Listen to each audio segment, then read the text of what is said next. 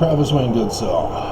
Well, the moon is smiling just like the Cheshire Cat this morning, heading towards its total solar eclipse at the South Pole. As I had recently done the video of the pattern of this Tetrad that we are in, with the solar eclipse in the middle of it, with the one from 2014-2015. And one more thing that just occurred to me during my run this morning is that the solar eclipse in 2015, March 20th,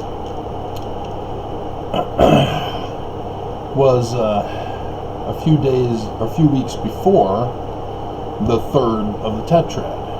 So this time, this total solar eclipse on Saturday is a couple of weeks after the second of the Tetrad.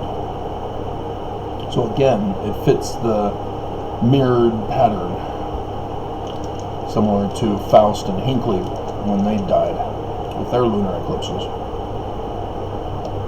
and the flipping of the constellations in which it occurred.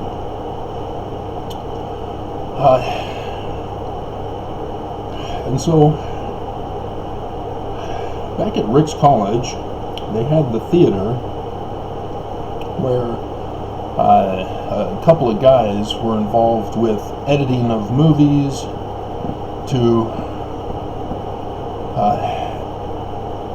remove that which Mormons think is offensive, in at least their eyes. I don't know if they're the same guys who were the ones involved with DVD editings here in Utah that paid underage girls that they then ran home to tell their mommies, for which they're no longer in business, even though they were being sued by Hollywood for tampering with copyrighted material. But this was back in the day, and they were already tampering with copyrighted material. And there was in the cafeteria a Mormon girl who was staying in the girls' dorms. I don't remember which one of the three, but I would often see her in the cafeteria while I was there having my meals. And without fail, she always had guys harassing her, wanting to impress her and ask her out, and she loved the attention, but she kept refusing, would not date any of them. And her name was Krista Smart. I'm surprised that I remembered. But well, I got up the courage one day. Why not? Let's just do it. And asked her if she wanted to go out on a date, and she said yes. And took her to the movie theater there, and we saw Lady Hawk with Matthew Broderick, Ferris Bueller fame. And when the movie finished, she just went into a tear about how awful and horrifying, the movie was just bad.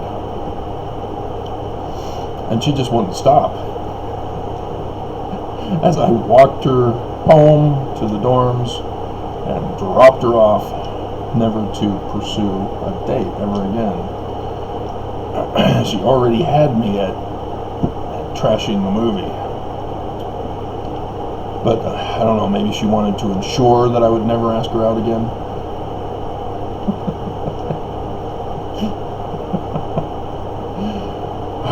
Women and their weird ways of dumping guys. Abusive ways.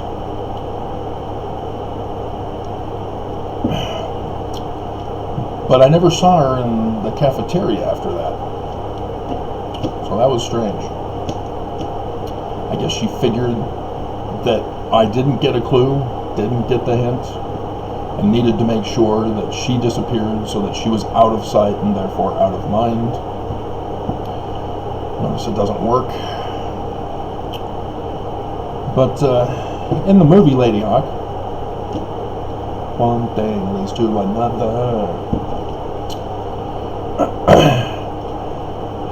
The particular bishop of the church, he could have been a pope, whatever ranking he was in the Catholic Church, he had a secret crush on Isabeau. And as a Catholic in the clergy, you're not allowed to have sexual feelings. You've got to turn them off.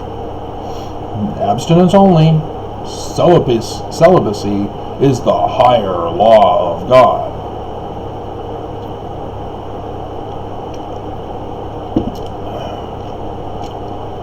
And so, because he was having these conflicting feelings,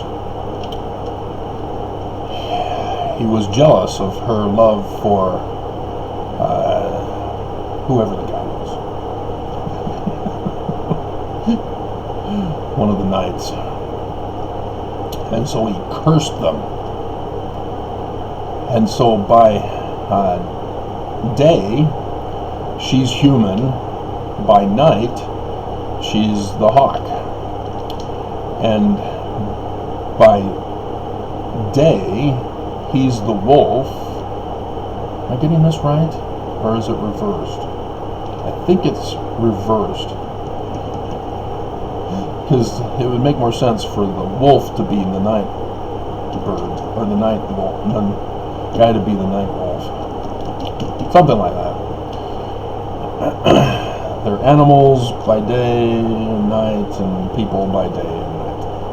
Whichever order it was. It's been a long time since I watched it.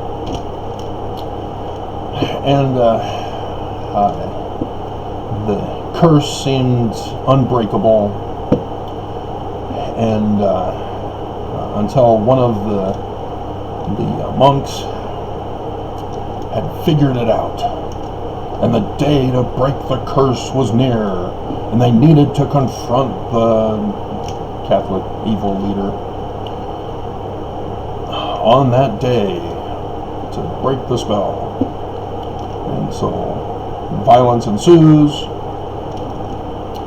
and